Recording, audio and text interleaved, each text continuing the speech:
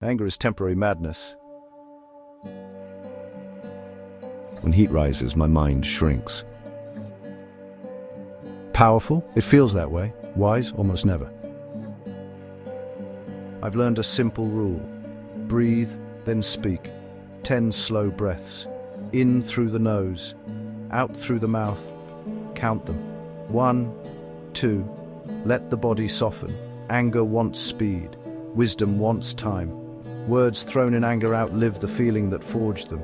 They echo in rooms we leave behind. So I delay. I let silence do the heavy lifting. If I must answer, I answer later. Here's the practice. Notice the spark. Tension in the jaw.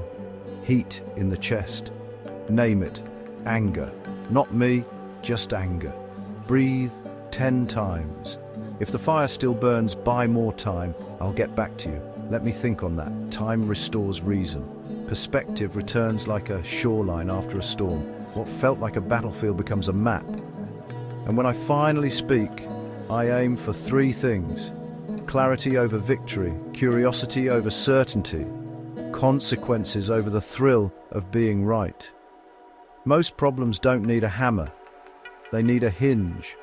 A delayed reaction opens that door.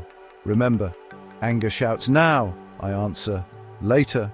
Not to avoid the truth, but to tell it without causing damage I'll have to live with.